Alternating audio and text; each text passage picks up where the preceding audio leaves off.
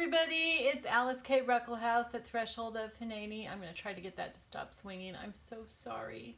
I hope I'm not making anybody car sick. I know that my students, a lot of them use an iPad and they'll walk all over the house. Some of them take me into the bathroom with them, but they'll walk all over the house with their iPad and it makes me car sick. Just all that moving around. So I'm hoping that this isn't making you sick, and I'm really trying to stop it from swinging, or at least have it not swing as much. Okay, so last time we did our Abraham and Sarah's journey flip outs. Okay, so that we're going to have these going all the way across. And today we're going to do something similar but a little bit bigger. We're going to set up a space for a timeline. Now, just like with Abraham and Sarah's journey, we're not filling anything in now. We're just getting it ready to do the study. Okay, so you're getting kind of sneak peek at some of the things that we're going to do in our study. And it sounds like we're going to do a lot, right? But remember that the study's 3 months long. It's June, July, and August. And you can take as long as you want for it. If it takes you 2 years, that's fine. But you're going to get a lot out of this. Okay, so what we want to do is we want to go to the center of our journal, the center of our signature. So that's the piece that opens up and it's all just one piece. And since I had this gorgeous, my favorite piece of coffee dyed paper ever in the middle, I went through and looked for my second favorite pieces of coffee dyed paper to use on either side of it for my timeline. Okay, so get a couple pieces of paper that you feel go okay with your centerfold, and we're going to take out the centerfold and set aside the whole rest of the thing. Now I don't need to set this aside open any place because I know this goes right in the center. So I can just put this away so I don't even have to have it in my way. I'm going to get rid of this box so I have plenty of space because, ooh, here's the end of a tip of a pin that I cut off. Don't want to get that into anything, and a tea bag that I'm saving for a different journal. Okay, because we're going to need lots of space to spread out for this one. All right, so this is my centerpiece, and I'm going to decide which way I want the papers to go, how it's best going to line up, how it's going to look the coolest, even though we're going to cover up some of it. I think we're going to do it like, no, I'm going to do it like this. Okay, it doesn't match up or anything, obviously, because it's not one piece of paper, but, and you know, we're going to have stuff over this anyway, so it doesn't really matter. I'm just going to a lot of trouble for nothing. Okay, so you're going to fold each of your side pieces in half towards the inside. Okay, so this is how it's all going to lay out when it's open. So we're going to fold it in this way. Okay, and then the other side, we're going to do the same thing.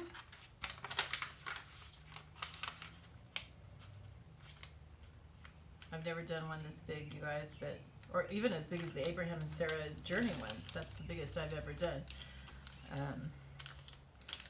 But there's a first time for everything, right? And once you know the basic principle of how to do this, it's not hard at all. Okay, so then when these close, they're going to go in like this, and then when you close your journal, it's going to go like this. Okay, but it's all going to be connected.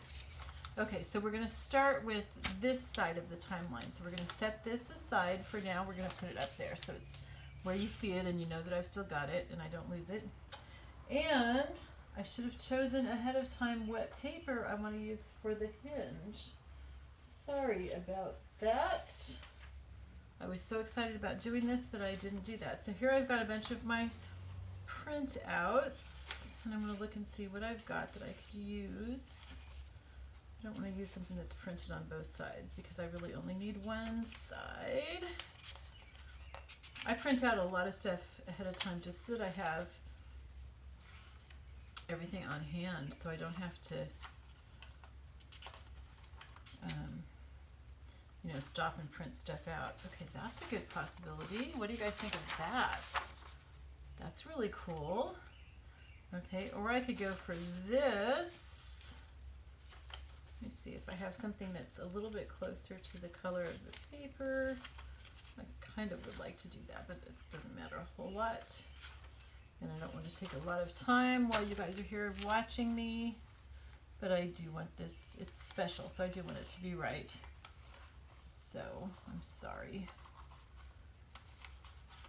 But this is part of life, right? This is part of the process. Ooh, okay, that's the closest, and I think I want that.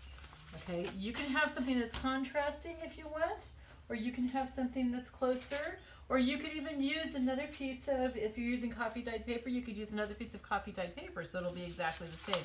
I kind of like the look of having something a little bit different, but I don't want it to be super distracting on this. Okay, so I'm going to cut off the edges of all of this. I'm not going to get out my paper cutter because it'll shake the table and make a lot of noise and take more time to get it set up anyway. So I hope that you guys are seeing a lot of potential for these flip outs. I mean, even if like you're reading a book, if you want to write a whole bunch of notes in that book, what you could do is you can write it on a piece of paper and then add it in as a flip out, right? I mean, can you see that? You can see just tons of potential, right? Do a lot with these skills that you're learning here. And even if you've got like a regular journal that you write in all the time, you could just do these things in that journal as well. Okay, so I'm going to tear a piece that's about 1 inch wide. I'm just eyeballing it, and I'm really bad at estimating, so it's probably not 1 inch wide. Let's see how close I came. It's about 1.25 inches. But that's okay. And this doesn't have to be exactly the same because it's a junk journal. Remember the mantra. Okay, in fact, I think I did it crooked, but that's all right. Okay, so it's a hinge. And I'm not sure if I said this in my first version of the other video or if I said it in the second one that you actually got to see. But you could also use fabric to glue this. And if you do, then you want to use either Fabri-Tac or this glue for it. Okay, but paper is just the easiest thing. So that's what we are going to do. All right, so this is what I want to show right here, this side. So I'm going to fold it in on itself. Okay, and I want it to be folded really, really well. I want the crease to be really good. So I'm going to use my ruler, sorry about the noise, to smooth it out. Put this part back here with this other piece. Okay, and then I'm going to glue. Okay, if this is open, this hinge is going to go on this side right here. Okay, so I'm going to glue this whole side of this paper and then stick it onto this, and I'm going to stick it as close to the edge as I possibly can. I want to get it lined right up there. Okay, now see, my paper is a little bit shorter than this page, and that's okay. You want to get it close to the same size, but it's almost always shorter. I don't know why, but it just works out that way. So, and that's fine. It's okay. You don't need a whole entire, you know, like a door on a hinge doesn't go the whole length of the door. In fact, it goes a lot less than this is going to cover. So, and I can't remember what was on the part that I cut off and what I said in my last video, so I'm going to say some of this while I'm doing this, except right now I'm going to talk about this. Okay, so you're going to take your little hinge. I find that it's helpful if I open it up so I can hold the part that doesn't have glue on it. And you're going to line the fold of your hinge up with the edge of the paper. Okay, now because it's coffee stained, it's wrinkly or curvy or whatever, so I've got to really smooth it down on there. And if I've got any glue coming out, I want to make sure that I wipe that up. I don't think I do have any glue coming out. That's amazing. Okay, so if I did, I would want to wipe it up because I don't want my pages to stick together. Okay, this is actually, this stuff that I'm using as a hinge is a picture of some papyrus made with leaves. So that's kind of cool, isn't it? All right, so then I'm going to glue on the other side of my hinge. Tell me if I'm out of camera. Okay, I'm going to glue on the other side of my hinge. You want to get it covered as much as possible, but you know this glue squishes, so I don't go all the way to the edge when I'm applying it. It'll go to the edge when I squish it. Okay, make sure I get plenty on there, and all the way down to that end. Okay, now the easiest thing is to take this paper and fold it over so that it's going to be lined up with the edge of the other paper and the hinge. Okay, and so you don't want it to go past or your hinge is not going to work. You want it to be right up there on that edge. Okay, so then I'm squishing it down really well so that it straightens out the paper right there. And there's no glue squishing out. There is glue squishing out here, so I'm going to use my cosmetic thing to wipe it up with, and I think I was saying in the other video, probably when it didn't record, that I originally was doing this with Kleenex, and the Kleenex just all sticks to the paper and to your hands and makes a real mess. So these little cotton cosmetic sponges are really, truly the best. Okay, I'm going to make sure everything's going to close up okay. All right, so that's the first one, the first side that you're adding. Okay, this is my centerfold right here, right? It doesn't really matter, I guess. I think this is my centerfold. All right, and so I'm going to add this page now over here. Actually, I think I want it this way. There we go. Okay, so I'm going to add this page over here. So just to not take up as much space, I'm going to kind of close that. All right, and then I'm going to fold this piece in half. This is the part that I want to show, so I'm going to fold it in on itself. This is the part I want to show. I think I was off camera. So I'm going to fold it in on itself. Okay.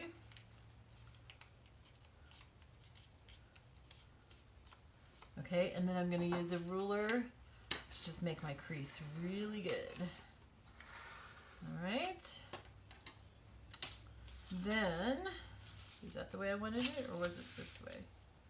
I think it's this way. Okay, then, if it's that hard to figure out, it probably doesn't matter, right? I'm going to open this up, and this is the side that I want, or maybe I want to do it this way so the leaves are right side up. Now there's leaves going each direction. Okay, so this is the side that I'm going to stick to that, so I'm going to put glue on this side first, right, all the way to the edge, and enough that it'll squish out and get all the way to the side edges, because you want it all to be covered. You don't want any paper that can get caught on something and pull it all apart or tear it or anything like that. So you want this glue to be on really well.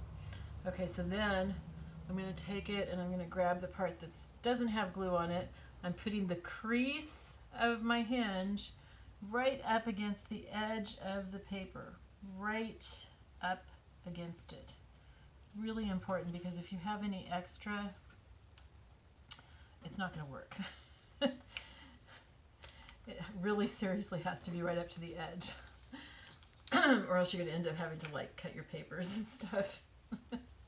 Okay, so I'm going to wipe it because I had a bunch of glue squish out, which is fine because I want the glue to come all the way to the edge. So that means it came all the way to the edge. And I want to make sure that I didn't get any over here on this side. If you get it on your table, you guys, then it will collect dirt, and then that gets on the back of your journal. I've had that happen, so I'm just letting you know. Okay, so then I'm going to fold the hinge back on itself, and I'm going to put glue on the side that's going to stick to the other page. Gosh, I think this glue may be getting low. I've used this for almost 5 months, and I've used it a lot. So it's been wonderful. Okay, and then I'm going to take this page, okay, the way that I'm going to fold it over, if it was folded, I'm going to stick it on top of the hinge and match up the edges. Match the top and bottom of your pages too. Smush it down really, really well. Smush, smush, smush. Can you see that okay? All right, I'm going to take my little wipey thing. I don't think that any glue came out here, but we'll look inside and see if it came out inside. A little bit right there. Oops, my edge isn't right up there, so I may have to trim the other side of my paper. We'll see. Okay, so here's what my timeline page in the center is going to look like. And it's going to fold in like this, fold in like this. Oops, come on. See, this is why you have to line it all up perfectly. I didn't get mine lined up quite right. Okay, fold up like this, and then fold in. Okay, and that's the center of the book. So let me find, where's Abraham? Okay, we're going to open it up to the center, because this is like so cool. You're going to want to play with this for a while. Okay, here's the center. And you're just, you know, innocently coming along and looking at this journal. Wow, such incredible insights here and stuff. I added some things, you guys, so I'll show you those too. Incredible insights. And then you get to this page that's like, what on earth is going on here? So you open it up. Wow, look at that. It's this gigantic timeline. So we know exactly what happened when in Abraham's life. Is that cool or what? What a bonus, right? Okay. I have to warn you guys, when I homeschooled my kids, my older kids, my younger kids did not get the best of me when I homeschooled them because I was a single mom then. But my older kids, we had a timeline that ran across the top of the wall all the way through the house. I love timelines.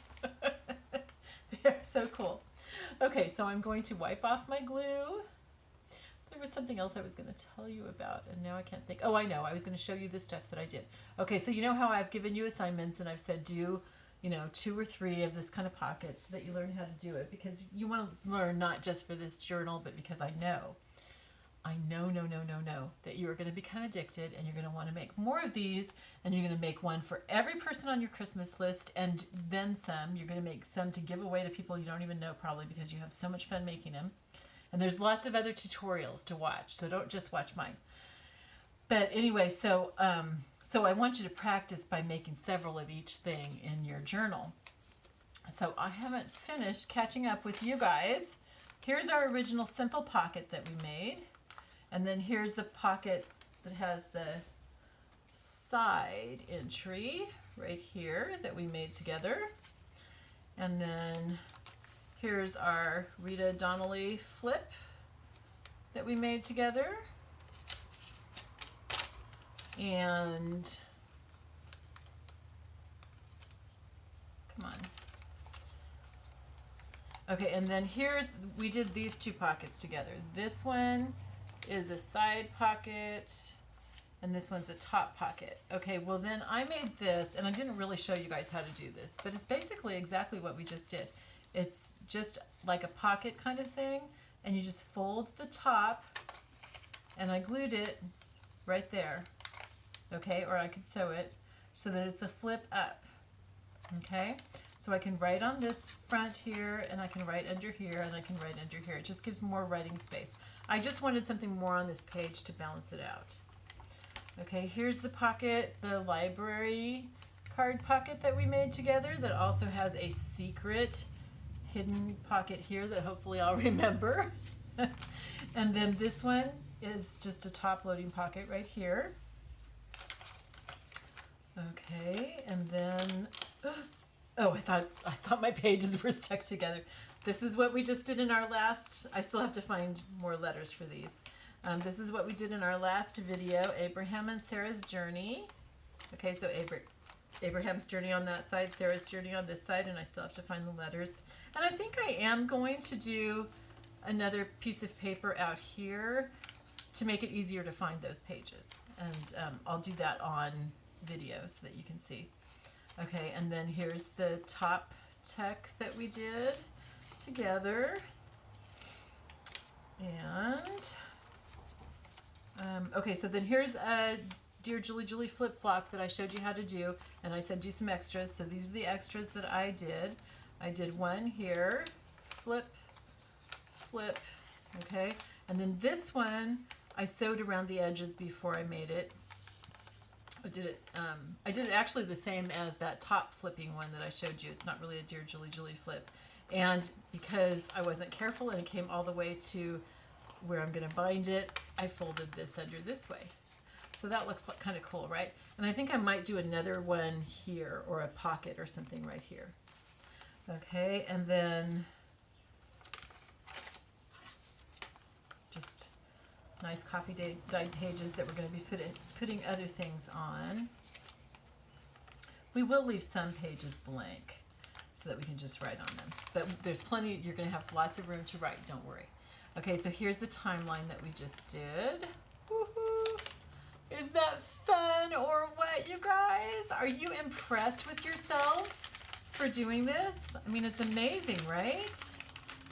Okay, so there's that. I'm going to have to like fiddle with that and maybe cut the edges a little bit or something because I didn't get it right on the edge. And here's the Dear Julie Julie flip-flop that I demonstrated for you. Takes up a page, okay. And then there's the corner tuck that we did. It's not a Rita Donnelly, it's just a corner tuck. There's my torn page that I like so much. That might be all. I don't know if I did anything else. Here's, I think I did these pockets with you guys, didn't I? What? This is a side closing pocket. Oh, I see, there is stitching there. Okay, so this is a side pocket and this is a top pocket. And I like to not just put a pocket on the bottom. Sometimes I do, but it gets really bulky on the bottom. And so I try to add some bulk up at the top. And that's why sometimes I'll do flip-flops that have like 2 or 3 flips on the top just to add more bulk on the top. And then this pocket we did together because remember the cheesecloth there that I called cheesecake? When I watched the video, I saw that I had called it cheesecake. You guys were all probably totally busting up, laughing at me. And here's another, which is okay as long as you love me. Here's another Rita Donnelly flip-flop. So you got lots of space to write. I think I did this pocket on my own. It's a side pocket, even though it looks like it's supposed to be top. And I may have done this one on my own too. I think I sewed those both on together at the same time. And there we go. All right, so this is all we're gonna get these pages so they're all even before we bind it. Okay, I need to fix my timeline a little bit. So that is the timeline, and we've done 4 flip-flops, 4 flops actually, 4 flips, yeah, not flops, 4 flips in the last couple videos, and so that's pretty exciting. And we'll be adding more because, like I said, we're going to do Hagar's life, we're going to do Eliezer's life, we'll probably do Abimelech, but those will be just short ones. They're not going to be big, huge deals, and we'll want to do them where they occur, so we're not going to add them until the time comes. All right, I think that's it. I love you all. And are you having fun? I hope you're having fun. You have to be, because this is like so cool making these journals. I think it's really fun. All right, and I hope that you're looking forward to our Bible study. Remember that in the summer it's going to be in 3 levels. So, you know, you can do the really easy way if you don't have time or inclination, or you're just like a real beginner. Don't feel like you have to do the like college level kind of thing. You can do the basic stuff. It'll be 3 levels of assignments, and you just do whatever you want. And sometimes you might feel like you need to just stick to the beginner level, and sometimes you are ready for the go all the way level. That's fine, whatever. I don't want this to be a stressful thing for you. I don't want you to be trying to keep up. You can do it at your own pace. It's going to be on YouTube for a long time, for a while. So probably not forever, but for a while. So take your time. And if you're watching this, like, you know, more than a year down the road, let me know so that I know to leave it on for you. Okay, so that because I don't want somebody to be working on it and then all of a sudden it disappears. Okay, all right, I love you all. Mwah. I will see you all next time. Bye-bye.